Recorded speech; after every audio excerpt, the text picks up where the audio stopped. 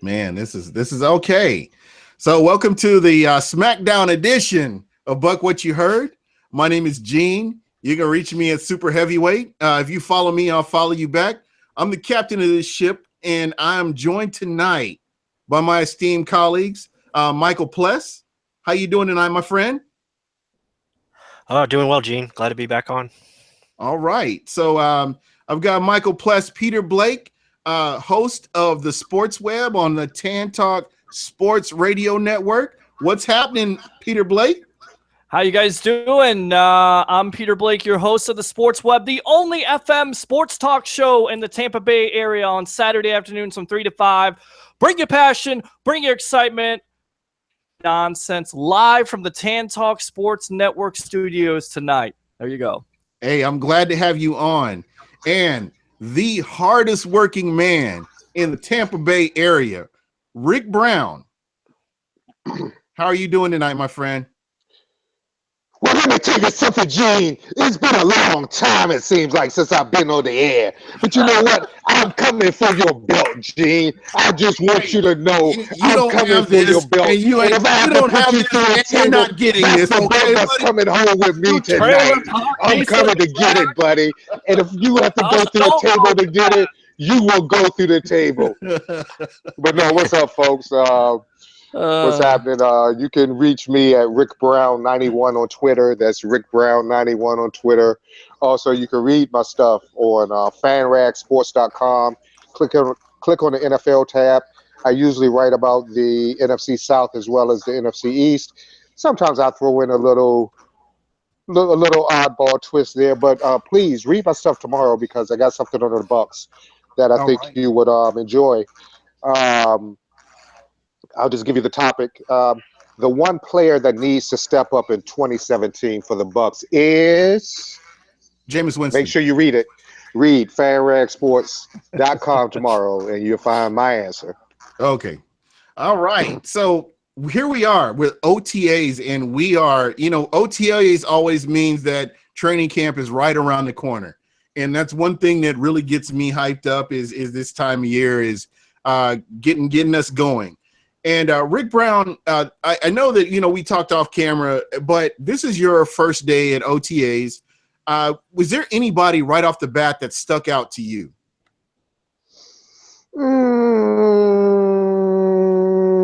And listen, I realize that this is just shorts, t-shirts, and helmets, but still, there has to be some people out there that are working a little bit harder than other people, or people that just kind of stand out to you. I mean, for this being my first day, there was a lot of people not there, a lot of players not there today, but we have to remember it is voluntary. Coincidence? And they have other how about that? They have things to do as well during the off season.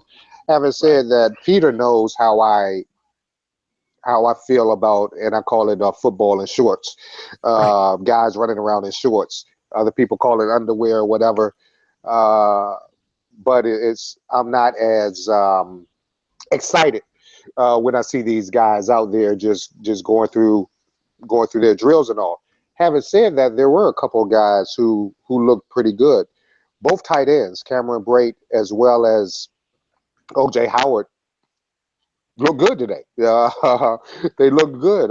And I can't even, and I'm leaving out Westbrook as well. I mean, those three tight ends, they were catching everything thrown their way. They were doing it all.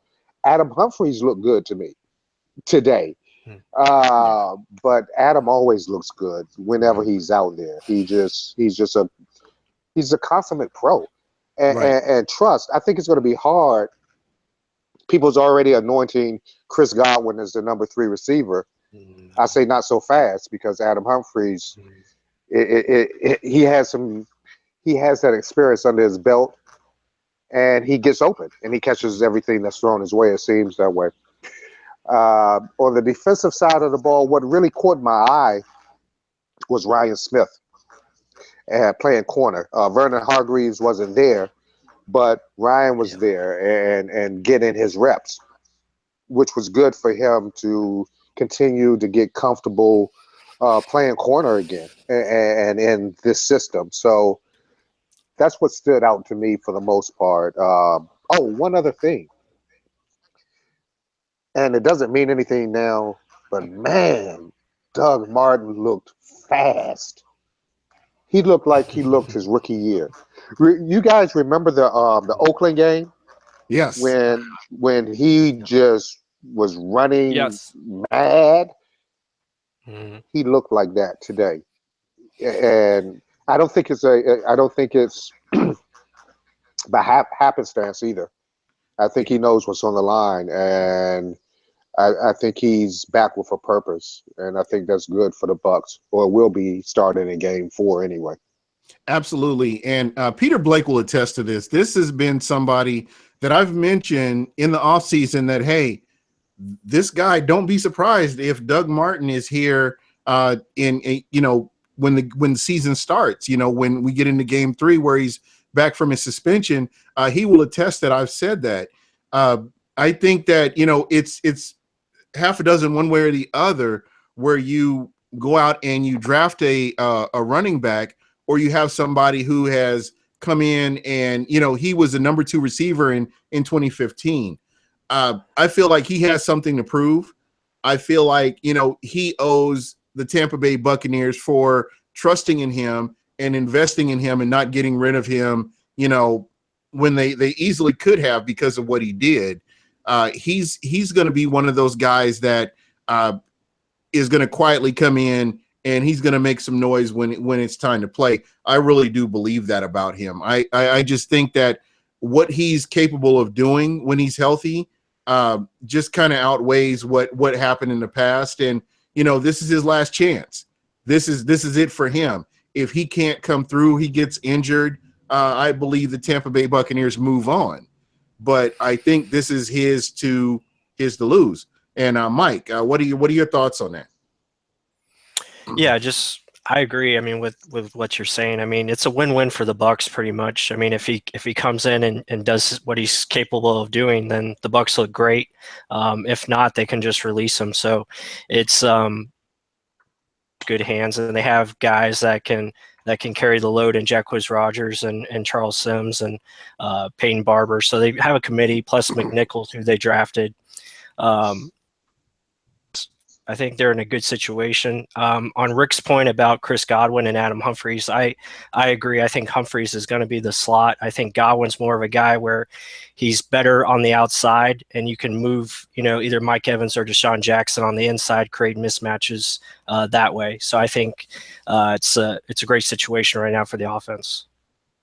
And Peter Blake, let me get your thoughts on this. Yeah, I call Adam Humphries the Lazarus man because it seems like fans and my co-host alike always want to kill this guy, and he always comes back and rises up.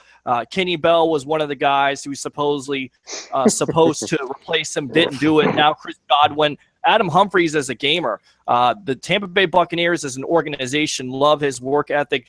Jameis Winston loves him as a wide receiver. So it's going to be a battle, but I would definitely expect Humphries to win that third spot. Now, with the Doug Martin situation, I was one of those people that said you draft Alvin Cook or a running back at this point. But you know what? The Buccaneers went into a different direction. They decided to go with Martin. They're going to miss him for the first 3 games. They're going to do it by running back by committee. So we'll see what happens. But you're exactly right.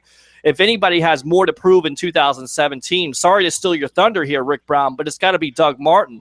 Because, again, you look back a couple years ago, he's the second leading rusher in the NFL. And, guys, when he's healthy, he is definitely a main component of this offense. And make no mistake about it, if Martin gets hurt or Martin doesn't do what he needs to do, I would think this is a big-time question mark because Jacquizz Rodgers was productive last year, but he's never been a guy that's toted the rock for more than 16 games a season. He's not an every down back, I don't believe. Charles Sims has shown what he is. He's a third down player. Peyton Barber, that's an unknown. McNichols out of Boise State, who they drafted in the 5th round, you don't know. What do we know about the Tampa Bay Buccaneers? Balance is important. They have to have this component to their offense. So Doug Martin has to definitely come back and have the year we think he can have like he did a couple years ago. Yeah, absolutely. And that's going to be key. The running game for the Tampa Bay Buccaneers will be key this year. I know what we saw from Jameis Winston, which totally solidified my thoughts on him as being our franchise quarterback. Not having a running game and being able to put up 4K plus, that means a lot, really, for a quarterback, and for him to have the weapons that he's got this year. And I think that's going to put him in a position to succeed. And, with all your outside weapons, this is going to help your running game. And I think I mentioned this a couple of weeks ago. Keep this in mind. When a defensive coordinator game planned for the Tampa Bay Buccaneers last season, they could easily game plan for a Charles Sims and shut him down, and a Mike Evans. You didn't have the weapons that you've got right now. And I think this will, if on paper, we haven't, as Michael Pless likes to say, the roster is fluid. Anything can change between now and game one. I think that if everything stays the course, I really believe that the Tampa Bay Buccaneers are in a really good position to do some big things, even without Doug Martin the first 3 games. I'll put this out there. I would expect this team to get back to what they were in 2015. I don't think they were a great offense last year because of that running game, but 2 years ago when they had Doug Martin, they were a dangerous team. I believe the number 6 team overall in the NFL. So I would expect them to eclipse that with O.J. Howard and the addition of Deshaun Jackson. I would expect them to be very good this year. And again, with the running game, it's real simple, guys. It's football 101. It takes the pressure off of Jameis Winston. You don't have to throw as much. It gives the defense something to think about. On top of that, it also keeps your defense off the field and keeps the opposing offense off the field. So all in all, you can only win with the running game. And to deny that the running game is not important to this team, I think is really naive at this point. Yeah, absolutely. And Rick someone Brown. who's going to be key to this running game, well, there's 2 players actually. You mentioned Doug Martin, but I want to step to the line. Ali Marpet, who they seem committed to playing at center, and J.R. Sweezy.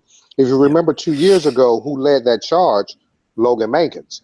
Logan Mankins was there. He was the glue to pull this offensive line together. He was the guy who got them to run gassers after doing training camp after a false start or a penalty or something like that. Now you see a new line with you still have Marpet, but like I said, he's now at center. You have J.R. Sweezy, who is supposed to be a mauler as a run guy. If he can come in, he helps solidify that right side, and because the Bucs want their best 5 linemen out there. If Sweezy can provide what they were missing last year, then that's a good thing. Absolutely. And, keep in mind, I know we can all admit this. Nobody was talking about J.R. Sweezy because he was not out there on the field. So he was that forgotten man. And going into the offseason, a lot of people were like, well, we need to do this. And with the offensive line, we need to do this. But our general manager, Jason Light, he had eyes on everything. And, props to him and his scouts and, what they're capable of doing. If J.R. Sweezy does everything that they thought he was going to do when they brought him in as a free agent, I think that's a big win for the Tampa Bay Buccaneers. And it's going to be a big surprise for a lot of opponents who haven't got to see J.R. Sweezy on this offensive line. So I think that bodes well for the Tampa Bay Buccaneers if he can come in and do what he needs to do. Yeah, I think the most exciting thing about it is there's not going to be any learning curve because Sweezy has played his natural position as right guard in Seattle. He was pretty successful. Although he's not great in pass protection, he's going to have to improve on that. But if you shifted him to the left guard spot, that would have been tough. But you keep him at the right guard spot, so hopefully that back is healthy. It's a big if. Yeah. Healthy. We know how good of a run blocker he is. Again, he needs to improve on that pass protection, but if he can, I would see them running up the middle, running to that right side a lot more. And look, guys, look what you have here. You have Ali Marpet, who has an attitude in the center position, and you have a Mauler at right guard who also has an attitude. So I'm kind of liking this. I'm kind of liking the swagger here by this line, and hopefully we can get nasty this year, start pushing some teams around, start dominating the line of scrimmage, because we all know where it starts. It starts up front. It starts with your defensive line. It starts with your offensive line, and the offensive line needs to get nasty this year for this running game to take off. That's right, in the trenches. And you know, again, keep in mind, this guy was somebody that wasn't really mentioned. He was that forgotten man out there. Right. And Rick, have you gotten a chance to watch him during his reps? Did you get to watch any of his reps today? Yeah, I watched a few of them. I did watch a few of them, and he comes with offensive, especially with the linemen. It's you can't see it unless you have live bullets. Go ahead and say it. They're not hitting, so it's the holes that they're opening up. Are they really opening them up, or yeah, I see what you're saying. Is the defense like whatever? Yeah. So it's hard for linemen to really get the attention. But one thing he does, and Ali Marpet mentioned this, every drill, he's going 100%. He's firing off the ball like and you can tell that he's hungry. He missed a year of football, so he wants that back. So he has something to prove. So, which bodes well for the Buccaneers. All right. Yeah, let me jump in. I just want to say, as far as the running game goes, I think the big thing is you're going to have less people in the box. So, I mean, that's just going to help the running game tremendously.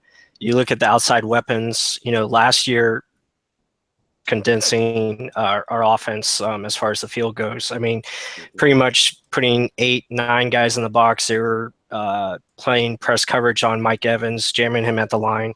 So, I mean, it's just now you have speed on the outside. You have 2 tight end sets, and you'll be able to block it better. So it's going to be, I think it'll be easier for us to run the football because there'll be less guys in the box, which is going to help us out. Yeah, and you mentioned something, Mike, too. Excuse me, Gene. Go ahead. You mentioned something about the press coverage last year, and the speed this year. Mm-hmm. Guys, what was happening last year also, the receivers weren't getting off they weren't beating anything. They weren't beating and so that did make it easier to contain the offense. This year should be different. Mike Evans is a year older, a year better. Try to press Deshaun Jackson to your peril, and you will get smoked. Adam Humphries is a year smarter. You have the 2 tight ends, including the rookie, O.J. Howard. So you're right. That should loosen up that box. And if teams still want to try to put 9 in the box, God bless them. Yeah, absolutely. And again, that kind of goes back to what I was talking about earlier. Can a defensive coordinator game plan for the Tampa Bay Buccaneers last year like he did last year? There's no way. There's just no way as far as do that. Go ahead. This line, Ali Marpet to center is going to be a huge boost to the offense line because that was their biggest weakness last year. Joe Hawley, he was just too small and he got pushed around a lot, and usually that caused the pressure up the middle, and Jameis had nowhere to step up, which caused the pressure from the outside, and that's why you have fans talking about the tackles not being as good. I call that baloney. I mean, it's just was just not good enough last year. Now you move your best offensive lineman to center, who's a natural center. It's just going to upgrade your offensive line that much more. Now you bring in a J.R. Sweezy, who's a natural run blocker, needs a little work on his pass protection, but the line overall that much better because you have a true center and you get bigger up front. It's going to make you that much better overall. And I think you get more athletic too, Mike, with Ali Marpet moving to center. Sure. And this may be a move where he turns into Alex Mack for the Atlanta Falcons, except it's for the Tampa Bay Buccaneers. But guess what, guys? He's younger. And then in talking about the weapons that you had last year, who did you have? You had Russell Shepard. He could have been Sam Shepard on the outside. I mean, you had Freddie Martino. I mean, you had Adam Humphries playing the number 2 spot. He's a number 3 guy. Now you have legitimate weapons on the outside, on the inside, And to me, also another big guy in this offense that's got to prove something. Even though he threw for 4,000 yards, is Jameis Winston, over 40 turnovers. You got to cut down on those fumbles. I think a lot of those fumbles was because of the offensive line, holding the ball too long, waiting for wide receivers to get open, and also those decision-making. You're in your third year. You got to cut out the interceptions. You got to put your team in a better place. Jameis Winston this year, there's no excuse. You have all the weapons at your disposal. He's definitely got to step up and be better. And it's crazy to say this, guys, but the last 2 years, Winston hasn't even had the weapons. He's had maybe one wide receiver, one tight end, and a running back one good year. And then after that, he's had nothing. So he's already thrown for 4,000 yards. So what can he do with a plethora, college word, of weapons on this offense? We're going to see in 2017. Yeah, most definitely. And again, these are things to be excited about. Any new fans that are checking out the podcast, thank you for checking us out. Please look forward to Hard Knocks. I was one of those guys who was against Hard Knocks. Peter Blake or Michael both tell you I was against it. I thought it was a distraction, but I feel like with the veteran leadership that we have on this team now, I haven't been able to say that for a long time, where we've had legitimate veteran leadership. This shouldn't be a bad thing. This should be a thing where people can come and appreciate what this team is capable of doing. Rick Brown, one question I want to throw at you. What do you think about the defensive line and the secondary? Those are two positions that I heard mixed reviews from Bucs fans on Twitter, on Facebook, on just everywhere, on the street. Wherever I hear about the Bucs, I always heard about that defensive line and always heard about the secondary. And, with the upgrades that they've made, and I have to say that there have been upgrades made for this team. And again, I know you're walking a fine line here because of your views on OTAs, but do you see where there's benefit in some of the upgrades that have been made in OTAs? Do you see people taking control on the line, or is there anything that's noticeable to you? It wasn't today because it seemed like half the line was out, or half the defense was out. No Hargreaves, no Quan, no J.J. Wilcox, no Justin Evans at safety. So you had Keith Tandy and Conte out at safety today. So is Justin Evans still recovering from injury, or is he okay? Or yeah, still, and the Bucs are doing right. I mean, yeah, they're getting mental reps now, but no need to put them out there. And even if they have just a little tweak, let them sit. It's fine. I mean, you don't want to push anything right now. There's no need to. You got all of August to do that. That's right. So to answer your question, Gene, no. Today I can't say that anyone really stood out to me defensively, because half of the team that's going to be there wasn't out there. And there you go.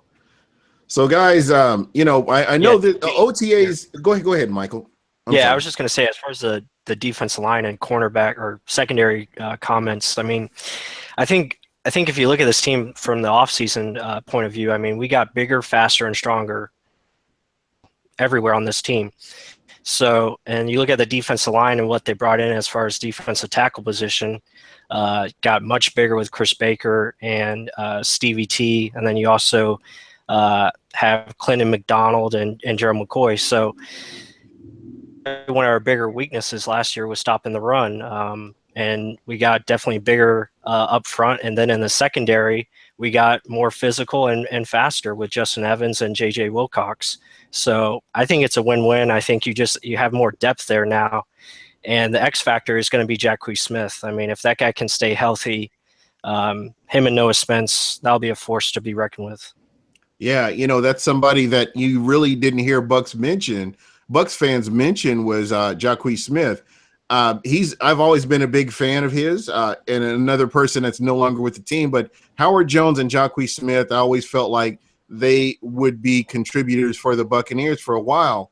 And, just getting Jacquez Smith back, I don't know what his status is as far as healing from his injury, because that was a pretty catastrophic injury that he suffered last year.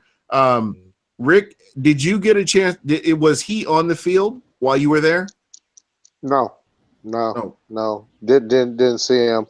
I think he came out afterwards. I thought I saw, when we were leaving the field, I thought I saw him coming onto the field, but I'm not sure about that. I'm not sure if it was him or not. I didn't see a jersey, and I just saw the hair. So it's kind of, could have been Beyonce as far as I know. I don't know. But hopefully not. Hopefully not. But because if that was Beyonce, me and Jay-Z need to talk. But that's another story.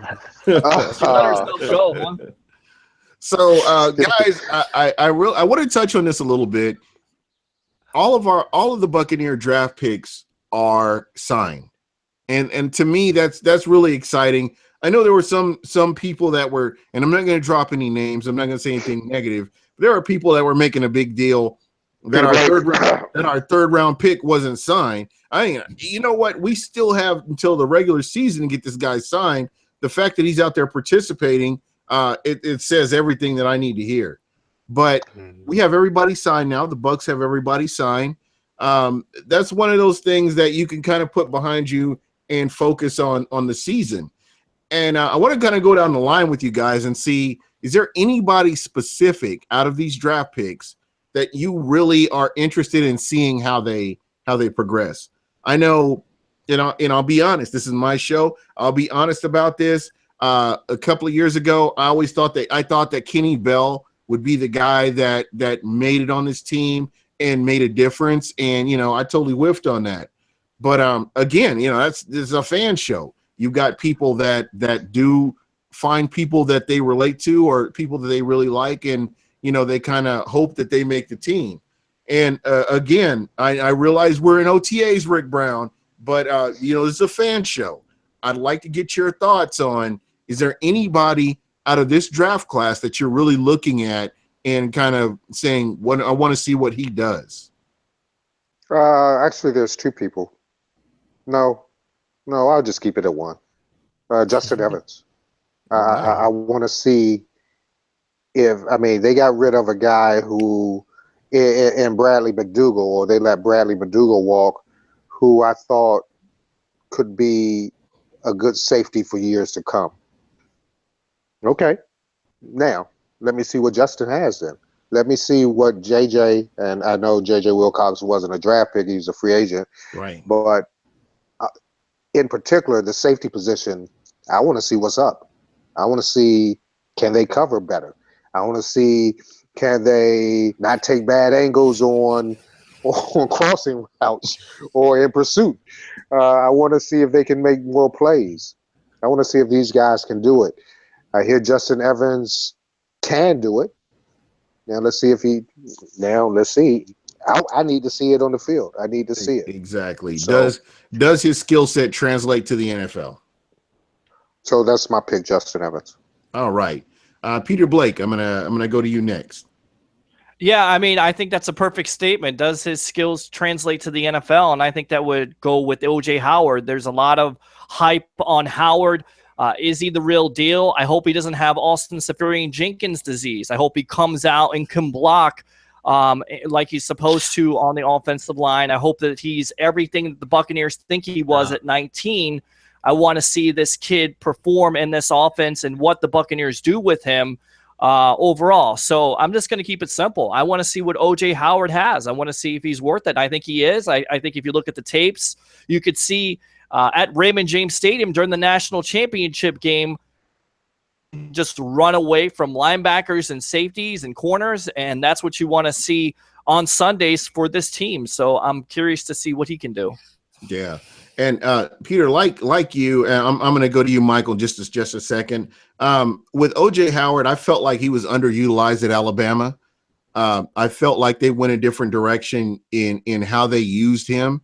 And I tell you, they could have blown out teams ridiculously with his physical talent and his football IQ, I felt like they could have done a whole lot more with him than they really did. So yeah, you like Lane Kiffin as your offensive. You had Lane Kiffin as your offensive coordinator. I mean, that guy is not the keep your greatest girlfriend away offensive from mind. I mean, honestly, I don't understand it. I think he's probably one of the most overrated coaches out there. And I'm not a coach, but you look at the film with this coach. You have a prospect like O.J. Howard. You can't use him. You can't figure out. You have Steve Sarkisian, who comes on as the offensive coordinator for, 2 weeks or 2 minutes, and he knows how to get the ball to O.J. Howard. Wow, that's rocket science. I mean, that will tell you what I think about. Yeah, there you go.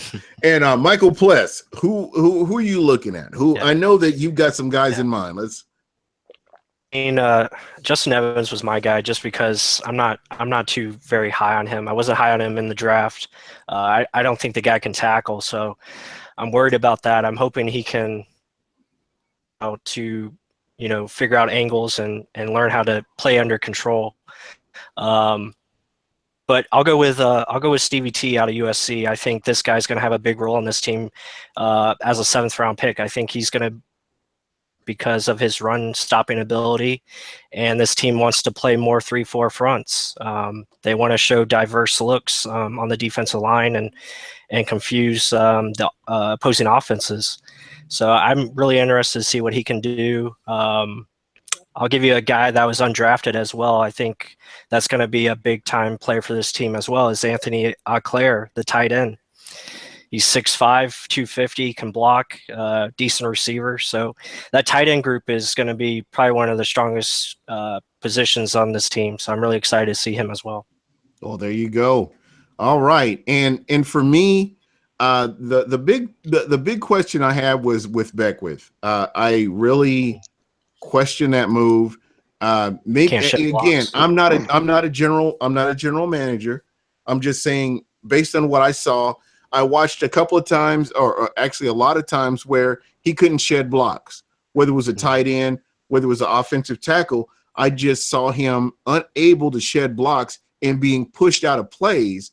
And as a linebacker, you're supposed to be physical. And I just didn't see that. I hope I'm wrong about this. And, I definitely hope I'm wrong about this, but I want to see more out of him and try to see what Jason Light and the Tampa Bay Buccaneers organization see in him as a linebacker. Because again, I have my concerns when a tight end can move him out of a play, and you have a runner that can come through that lane and get big gains. I mean, that's always something that's very concerning. Rick Brown, maybe I'm wrong. Or Peter, go ahead. Somebody. Yeah, I mean, you're concerned about the injury situation too, because he's still injured. So we'll see what happens. And I think that's one of the battles you're going to have to definitely focus on. Kicker, strong side linebacker, is Devontae Bond the guy? It seems like he would be, because he has the experience. He knows the defensive system. Yeah, but maybe there's a reason why the Buccaneers drafted this linebacker. And look, we've done pretty well with getting Quan Alexander. Maybe this guy, they valued him very high, and the reason why he dropped in the draft most likely could be the injury situation. So we'll see how it works out. Mm-hmm. So what about John Gruden? Okay, that is the next segment on, and since you couldn't wait for me to segue into this, I'm a host by trade. I'm a host. That's what I do. Hey, but so it looks like the Tampa Bay Buccaneers have decided on who they will be having as the Ring of Honor entries this year. And Malcolm Glazier, which there's no question that this man deserves to be mentioned in the Ring of Honor. John Gruden, if you talk to Bucs fans, everybody's got a differing opinion of him. But what I will say is this: he was the head coach when the Tampa Bay Buccaneers won the Super Bowl. And I'm gonna start with you, Michael, and I'm gonna go down the line. And because I'm going to give you my opinion at the end, and hopefully I don't get crucified for saying this, but I have a differing opinion from everybody else, I think. But Michael, go ahead. Yeah, I mean, I think both choices are are deserving. I think Malcolm Glazer, obviously, I mean, no brainer, brought this franchise, and pretty much changed it and changed it for the better. And then John Gruden, I mean, yeah, there's a lot of critics, but I mean, and he put that team over the top. I mean, he added 26 free agents that year. He changed the mindset of this team and got them believing that, hey, this offense can be good, and he held the offense accountable, which was important. And the defense was at a dominant time of their era. I mean, they were probably one of the most dominant defenses at that time, and Gruden and got them there where they needed to go. So as far as his other years, I mean, yeah, he could have done better in certain situations, especially the draft, maybe drafting Aaron Rodgers, but that's, 2020. I think he's deserving because he did so much with so little, with what he had to work with, as far as especially in those 2005, 2007 years. I mean, winning division titles. I know he didn't win the playoffs, but to do what he did with those quarterbacks is because he didn't have much talent around him. So with both picks, do you give it 2 thumbs up or a thumbs up, thumbs down? No, I think both are well deserved. I would give them thumbs up.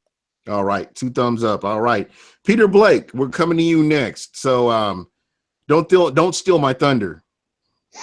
No, definitely not. I tell you right now, Malcolm Glazer, when he came on and he bought this team, he definitely turned this team around by making the third choice, his coaching choice, Tony Dungy, who turned it around. So that's a thumbs up. He did everything he could to make this team a winner, put all the resources in it, let Rich McKay and Tony Dungy handle the football side. Great owner, deserves it. John Gruden, it's simple, guys. It's like Herman Edwards says, you play to win the game, and John Gruden won the Super Bowl. And yes, it cost us 2 first-round, 2 second-round picks, multiple years of bad losing, multiple years of a coach not willing to draft a rookie quarterback to develop. Consequently, he does this rookie quarterback thing with ESPN, but he never once drafted one besides maybe Chris Sims. I think Rich McKay had something to do with that, and maybe a guy by the name of Bruce Gronkowski. That's not going to get it done. Record in December, not very good.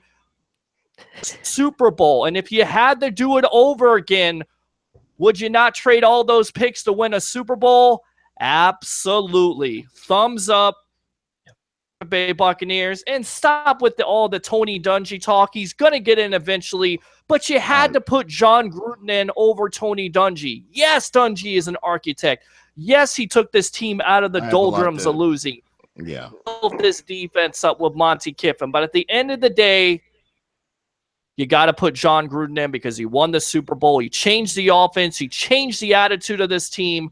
And he made this offense really scary to watch in those last, 5-6 games. I mean, that playoff role, gentlemen, not only was the defense good, but that offense was spectacular. And he made Brad Johnson the best with the talent that they had. They work with the talent they had. Rick Brown, I don't know if you were here or you really cared, or I'd really like to get your thoughts on this. No, I didn't care, Exactly. but I was here.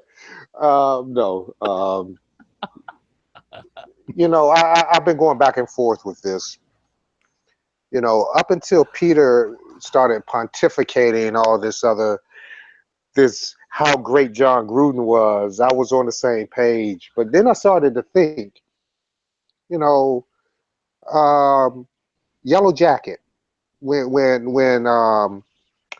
Fat Boy got the yellow jacket, then he got into the Ring of Honor.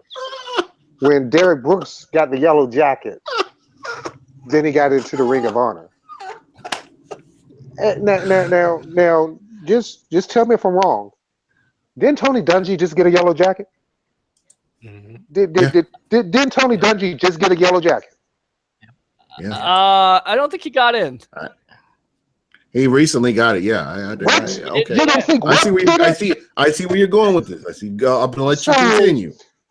So for Mr. Gruden, who my point before Peter got me to really start thinking about this, my point was that's what I do. my point was simple. How many Super Bowls have the Bucs won? One. One, right? And who was the head coach? John Gruden. John Gruden. John All Gruden. right. We know that. So, but then when Pete started just talking, it got me thinking about Coach Gruden and said, but wait a minute, who's in the Hall of Fame? Tony Dungy. Tony Dungy. So, for that alone, I give it a 1 up and a 1 sideways. There you go. And you know what? Rick Brown, I'm right there. I'm right together. I'm right there. I really do. Because I understand. Yeah. Now, Dungy brought the Bucs got him to a certain point. Gruden got him over. Yeah. I understand. I understand coaching. I understand all of that. Malcolm Glazer is a no-brainer. Probably should have been the first one there, to be perfectly honest. Definitely. If you remember the Hugh Culverhouse years, like I do, I'm here to tell you, it is definitely a no-brainer that Malcolm Glazer is in there. So I'm going to jump in, and I'm going to jump into what I have to say right here. Real quick, going back to the Hugh Culverhouse years, let's just give everybody an idea if you weren't a Bucs fan. No, we're going to do this now. Much like holdouts, because that seemed like the prerequisite when you got drafted by the Tampa Bay Buccaneers. Bo Jackson called. There's other players out there that held out for time, didn't come and play for the team. Rhett held out. He could have been amazing. And never saw the daylight again. You also had blackouts. Okay, and the only time the Tampa Bay Buccaneers were on TV is when the Chicago Bears would come to town, the Green Bay Packers, or the Minnesota Vikings. You could never, ever see a home game with the Tampa Bay Buccaneers when Hugh Culverhouse was the owner. It was disgusting. It was disgusting. And, you went through some years of you had top free agents like William Frizzell. Wow, that's a great name. Yes, winning. Lawrence Tate as your running back. Are you serious? Trading a first-round pick for Chris Chandler. The list goes on and on and on. I mean, look at the white and gray hair on my head. This is all about being a Buccaneer fan. Glazer changed that, and I think also Tony Dungy changed it. And let's say this, guys. Rich McKay deserves more respect than he gets. And the reason why I think he hasn't gone in the Ring of Honor yet is because he's still part of that Falcon organization. But if him and Sam Weish don't draft those two defensive cornerstones, and Mr. Derek Brooks, who's your favorite player? Mr. Derek Brooks out of Florida State, and Warren Sapp, who dropped right in our lap because the Chicago Bears decided to make up some stupid rumor. Thanks a lot, Chicago, for that. Leo Haggerty told me that a couple of weeks ago during the draft special. If they don't draft those two players to start this off, then we're never talking about how great the Buccaneer defense is, because we know, gentlemen, Tony Dungy went to the Indianapolis Colts, tried to turn that defense around. It took him 6 years to win a Super Bowl with Peyton Manning. And the good thing about Tony Dungy when he went to the Colts is hands off the offense, okay? Because when he was with the Tampa Bay Buccaneers, multiple offensive coordinators, he was stubborn in his beliefs. And who could forget 1999? Okay, that's still a nightmare, because if you hold a team like the St. Louis Rams, who are scoring 42 points a game, the greatest show on turf, to 5, and you can't score a touchdown to win the game during the game, you can't score a touchdown. I mean, think about it, boys. If they win that game versus the Rams, they go against the Titans. Do you think they win the Super Bowl? Absolutely, I think so. And I think history is different. And I think we're having a different conversation. But you know what? We're not on Back to the Future. Christopher Lloyd isn't coming in here. Michael J. Fox isn't coming in here. It is what it is. Yeah. I mean, Peter, honestly, what an unbelievable history. Yeah, you kind of stole a little bit of my thunder. And one thing that I do want to talk about, I want to talk about Sam Weish, who people compare, who say that this was Sam Weich's team and not Tony Dungy's team. And then I hear people say this was not Tony Dungy's team, this was John Gruden's team. The one tie that binds everybody is Rich McKay. From 94 to 2003, 41 Pro Bowl appearances by Buccaneers players within that time period. I'm sorry. I understand that he played for another team. I don't know what's going on the backside of this, But when you talk about John Gruden, you talk about Tony Dungy, you talk about Sam Weish, the one person that is included in every single one of those conversations is Rich McKay. Okay? And so should him and Tony Dungy go in together? Yes. Yes, I would not have a problem with that. And the fact that Rich McKay is not mentioned, in the same breath with a lot of these coaches, because you talk about what Tony Dungy had as a team. You talk about the free agents that came in the year they won the Super Bowl. Who helped sign those free agents? Who kept the salary cap at a reasonable minimum? This was all Rich McKay's doing. This was something, and I'm not taking anything away from anybody else. I just feel like Rich McKay doesn't get the credit he deserves. You talk about Warwick Dunn. You talk about John Lynch, Mike Allstott, Rondé Barber, Derek Brooks, players like this. And you talk about Chidi Ahanotu. You talk about three guys right now that I can think of that are Hall of Famers, that are potential with Warren Sapp, you have Derek Brooks and potentially John Lynch as a Hall of Famer. Then you could have Rondé Barber coming in there as well. This was a guy that drafted all these people. And, I've had this argument with people and they're like, oh, well, he did this. No, this is what he's done from 1994 to 2003. You can't combine two general managers that the Tampa Bay Buccaneers have ever had that have had that kind of success ever. Since maybe Ron Wolf, who was a part of this team, in the 70s? Yeah, exactly. You got Phil Kruger, who was Freddy Krueger to the Buccaneer fan base because he never went into a free agency at all. Was always, guys like William Frizzell. I can't even think of it. I mean, people used to joke about, you have Joe Montana down here. Why? Why is he going to come down here? Why is Joe Montana going to come down to all of these little trailers and look at one Buccaneer place? I mean, seriously, the general managers, the football people, it's all been changed. If you're a Buccaneer fan about 10, 15 years ago, I hate you because you're spoiled. You have to be a fan before that. You have to go through the struggles that we went through as a Buck fan. And you know what? Rich McKay deserves a lot of the credit decisions. Now, I will say this. When the John Gruden trade happened, the Glazers sent him away because he was going to pick Marvin Lewis. Now, guys, think about this. If Marvin Lewis is our coach, do you think we get to the Super Bowl? Do you think we win the Super Bowl? I'm not sure. Ask the Cincinnati Bengals. How many playoff games have they won the last 10 years? Not many. He's most likely going to get fired at the end of the year. So I don't know if I don't think that's fair. I don't think that's fair, Pete, because you don't know. And why is that? How he would be with another team. True. You're just taking with what he's done. And that's all we really have to go with this body of work. So long as what he's done for them. So that's not fair. Right. Well, I just wonder if Marvin Lewis was the coach of this team, would Adam Pac-Man Jones be on this team because of the strip clubs alone? I think Akeem Talib would still be here, though. Mon Venus is right around the corner. We going to the strip club. He'd have burned down Mons Venus. We'd have to deal with Joe Redner, wouldn't we? Yeah, you can't forget 2001 now. Come on. Oh, no. Oh, y'all are not right. And that's giving you something to think about right there. Exactly.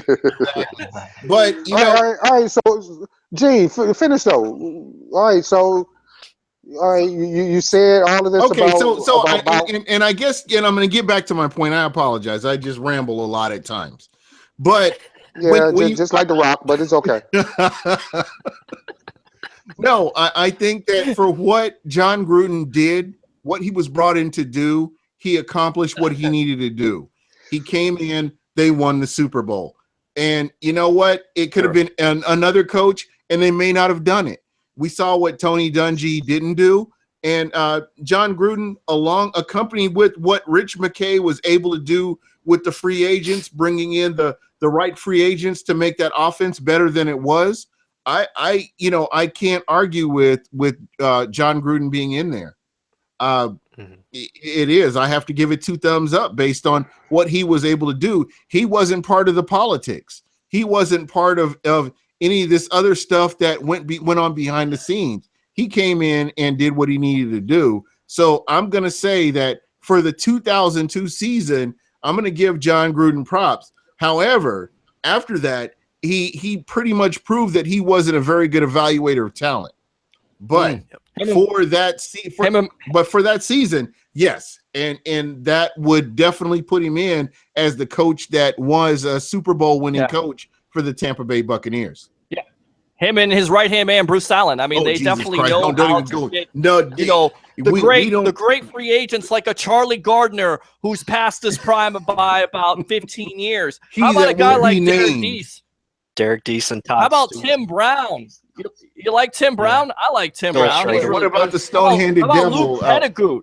The stone-handed devil. What's his name? Michael Clayton. Michael Clayton, 1 good year and then he's done. That's it. That's all. That's all she wrote. How about the veteran greats of Jeff Garcia and Luke Rattay? What was his name? Rattay. Tim Rattay. Yeah. Jeff Garcia and Brian Greasy, and just refused to ever draft a rookie quarterback. I mean, it's absolutely it's blasphemous that John Gruden has a special on ESPN talking about rookie quarterbacks. He never drafted one. How are you going to go out there and say who to draft? Oh, I would draft this guy. No, you wouldn't. You would go after Jeff Garcia and Brian Greasy and Tim Rattay and guys like that. You would draft a veteran if you could. Get Favre. Oh, well, yeah. Well, but Bruce Allen couldn't close that deal. I mean, we were sitting at the bar. We had the pretty girl on the wall, and we thought we were going to get it. We went to sleep. The New York Jets sweep in. They give up how much? A 4th-round pick or a 3rd-round pick? You don't get Brett Favre. Yeah. What we stuck with? Jeff Garcia. There you go. Pretty nice. Nice player. What about Chris Sims? Yeah, he's still hanging out in the mountains as we speak. Jake Plummer.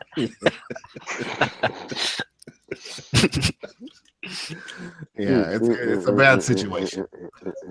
So I mean, can you guys understand what I'm saying about Rich McKay? He's somebody that throughout those 3 coaches and the turnaround for this team, he was a part of that. And I get that he's with the Falcons organization. I don't know if that's spite or what that is, but what he did for Tampa. Doug Williams was with Washington, so when he got put into the Ring of Honor, so that shouldn't matter. Yeah, that really shouldn't matter. You're right. You're absolutely right. And another thing that I just want to, because I'm only going by bodies of work. So I look at what Rich McKay did. I look at what Bruce Allen did, and I look at what that bum Mark Dominic did. And when you come, and he's a bum. I don't care. I hope some of his friends are listening and telling he's a bum. And when you look at those 3 and you compare bodies of work, you cannot dispute what Rich McKay was able to do and how historic that was compared to the other 2. You can combine what they did with the draft and free agency, and it would pale in comparison to what Rich McKay did. Hey, all I know is you can say all you want to about my guy in DC. He's a bum. At least he still has a job. Yeah, that's all I gotta say. That's all I gotta say. He got a job. Who Bruce Allen?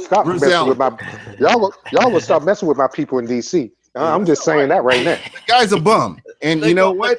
The question I would challenge him to a steel cage street fight at any time based on what he did to my Tampa Bay Buccaneers. Okay. The question is, guys, how many beers did he have to drink with the owner in order to keep his job? I mean, seriously, did you hear about that whole situation? Probably had sex tapes on him or something. I mean, they were tanked. I'm challenging this guy right here for this. If he wants to go outside with me and talk about this.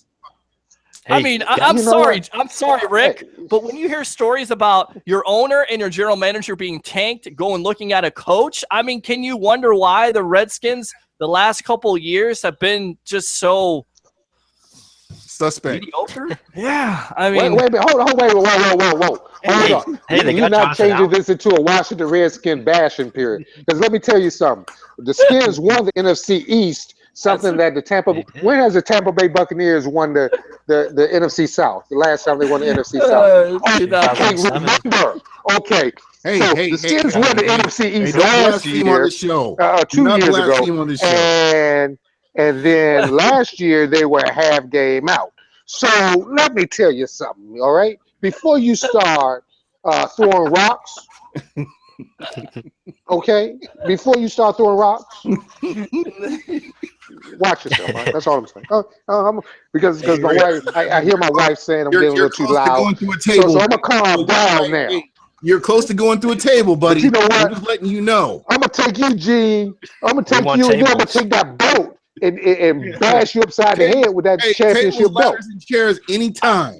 I'm giving TLC. somebody here a Greco low blow. Okay, right now I'm See, going hey. Ric Flair on your ass. Woo! Hey, that's all right. Hey, Leslie, go in the freezer and get my Kavase out of there, please. Because I'm about to go 3D on some heads in here. Oh my God. We're about to go 3D Get the tables. Hey, So- Gene, can I make a point on? Go ahead, in. go ahead, Mike. Tables. What'd you say, Mike? I'm sorry. No, I just wanted to make a point as far as the Rich McKay. Two biggest free agent signings was probably the year before the Super Bowl and getting Brad Johnson and Simeon Rice. I mean, without those two guys, we probably don't win, even with the John Gruden. So I think that just shows how good Rich McKay was, especially during that time.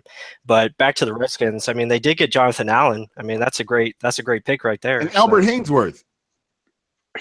Oh, excuse me. I think your general manager wanted Albert Hainsworth. We did. Albert Hainsworth. Oh, I'm I'm sorry. trying to help Oh, you. excuse me. Is that what you're going to attack the host because I bring up Albert Hainsworth? And how Hey, much- I'm attacking anyone who wants to attack me. Like, Okay, he's right, I don't start anything, but I will finish it. He's right. Mark Dominic did want Albert Hainsworth at his time which there. puts them in the same company. Again, Right, you're right. making my point for me based But- on Rich McKay and those two clowns. They both you just made my point for me. Thank you. But Mike, Mike Albert Hainsworth brings was on up the a block. great point here with those free agent signings of Simeon Rice and Brad Johnson. Now, who could forget Rich McKay going out and making the trade for Keyshawn Johnson, even though it cost you 2 first-round picks. At the time, you needed a number 1 wide receiver. There you go. Although he went after Bert Emanuel, who wasn't so good at the time. But you know what? To make that trade for Keyshawn Johnson, go out there, it always seemed like this But organization. he made up, and just Right. in reference to that, he made up with it, bringing in Keenan McCardell and Joe Jaravicious. Correct. So Correct. yeah, I understand, and he broke a few eggs to make that cake. Sure. But at the end of the day, he was able to get some quality offense for John Gruden to get them into that Super Bowl.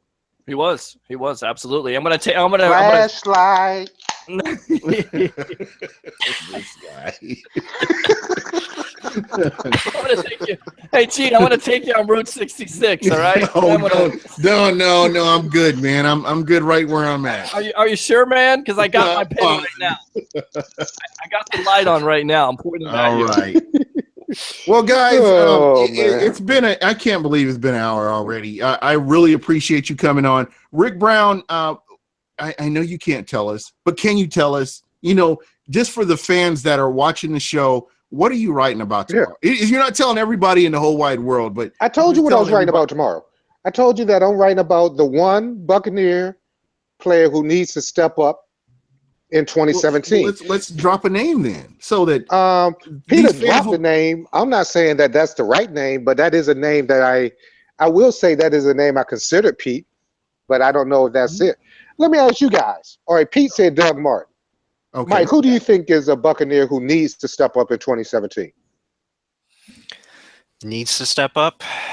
I mean, as far as to win, I think Noah Spence is the guy. Good one. Okay. Okay. And for me, That's a good one. I'm gonna jump out there, and I may get crucified for this. Jameis Winston is the wheel, the wheel on the car. That's the guy right there.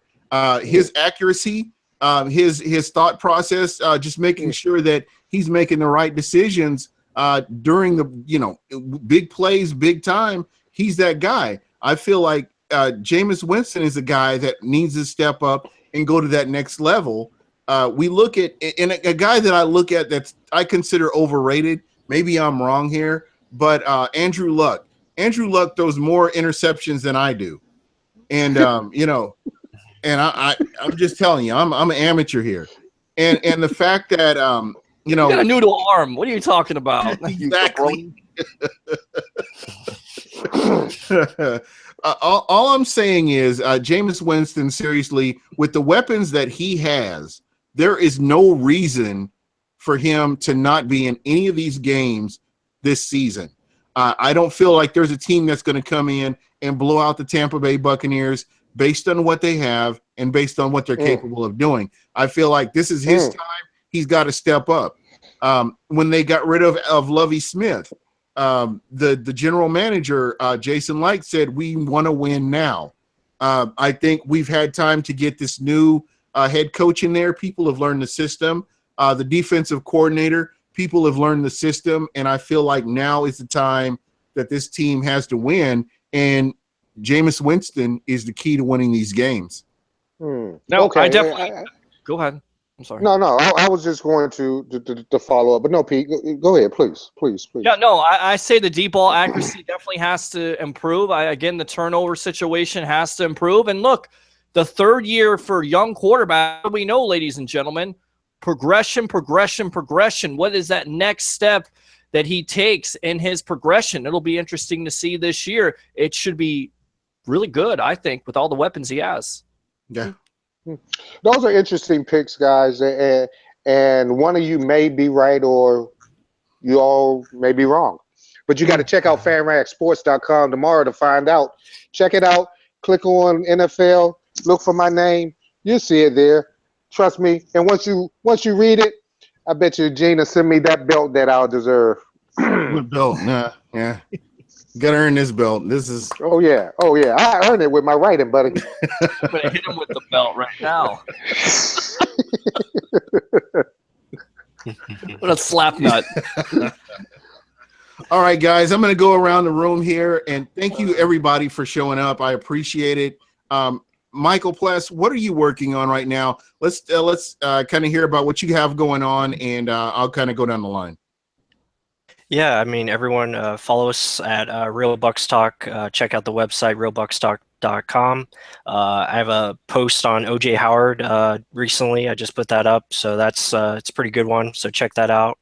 I mean, right now I'm just going through 19 draft picks, so I start with O.J. Howard tonight, and then I'll move on to Justin Evans for tomorrow and just go down the line. So got a lot of interesting stuff going on at the site. We got a shop up now. So a lot of good stuff, a lot of videos and new content. Yeah, be sure to show them your shirt. Oh, yeah, and Buc What You Heard. That's right. Oh! Peter Blake, Yes. what do you have going on? I know that you have the only sports talk radio show in the Tampa Bay area on Saturdays. Yeah, it's the evolution of sports talk radio. We give you your own walk-up music. We let you call in twice, and we don't hang up on you like those other sports talk shows do. It's the Sports Web on Saturday afternoons on the Tan Talk Sports Network from 3 to 5. Bring your passion. Bring your excitement. Just don't bring any nonsense. I'm your host, Peter Blake, along with Sean the Sports Don, Mr. Man on Fire, makes Denzel Washington look like a wet rag. More Bucs than the Charlotte Hornets. Rick Brown joins us every Saturday at 4:06 talking about your Tampa Bay Buccaneers, going around the NFL. And you can definitely listen at tantalknetwork.com. Locally here in the Tampa Bay area, it's 106.1 FM. Again, the Tan Talk Sports Network. Definitely tune in. All because right. you're giving them what, Pete? Huh? Because you give them what? Because I'm giving you something What to do you think give about. the fans? That's Thank right. you, thank you. And Rick Brown, the hardest working man in the Tampa Bay area. Rick Brown, let's tell everybody how they can get a hold of you. And again, I have to ask, can you drop a name? Can you give us some initials? Maybe your last name, something. What a slap nut. Give me something to work with. Yeah. Here's a tip. Read fanragsports.com tomorrow. It might be up at midnight. I'm not sure, but when you wake up tomorrow morning, it will be there, I'm sure, and it'll be well worth it. I promise you, because and once you read it, you'll be like, "Oh yeah," or you may be like, "Didn't Pete say?" Or you may be like, "Did Mike say?" Or you won't. I can assure you this: it is not Jameis Winston, folks. I can assure you that. But look. Follow me on Twitter at RickBrown91. You can read my stuff, as I said, at fanragsports.com. Click on NFL. I'm writing about the Bucs for tomorrow. On Saturday, I'm writing about Carson Wentz. Was last year just a fluke? Is he a rising quarterback, or is those last few games what he's really going to be? Read my stuff there if you're an Eagle fan, and if not, it's okay. Read my stuff anyway. Yeah, but holler at me on Twitter at RickBrown91. Because he's the man. Definitely. He's the man right there. He's the man on fire. He's on the sports web, and you got to definitely tune in every Saturday from 4:06. He's got more nicknames than Apollo Creed. There you go, man. There you go. But he doesn't have this right here, and that's what he doesn't have. And I'm coming to get you next time, Gene. If you ever come to Tampa, that belt is going to be mine. He's a paper champion. And you will notice, this is a WWF belt. This is a WWF belt. This isn't a WWF. Man. You don't want none of this. Come on, bro. You don't want none of that. Come on, man. 2-inch pythons. Yeah, maybe. Come on, brother. You don't want none of that. No, guys, I really appreciate you coming on. I mean, a lot of insight into what the Bucs have going on, and I'm really excited about the seasons. Anybody that's a Bucs fan should be excited about the season. Your expectations should be high. You deserve it. Based on the product that we've seen over the years, I think that Tampa's really putting something together, something very special for the fans. So definitely be excited about it, and just like I am. I'm super heavyweight as you know. You can follow me on Twitter. Anybody that has not gotten a shirt, Peter Blake, your shirts are coming. Sean the Sports Don, Rick Brown, your shirts. Got to get a shirt for his head. I got you guys covered, and I appreciate you guys always being able to come on whenever I invite you, and that means a lot to me. So thank you so much. I really appreciate it. And again, this is Buc What You Heard. This has been a lot of fun. And Rick, you'll never touch this belt. Just bring it,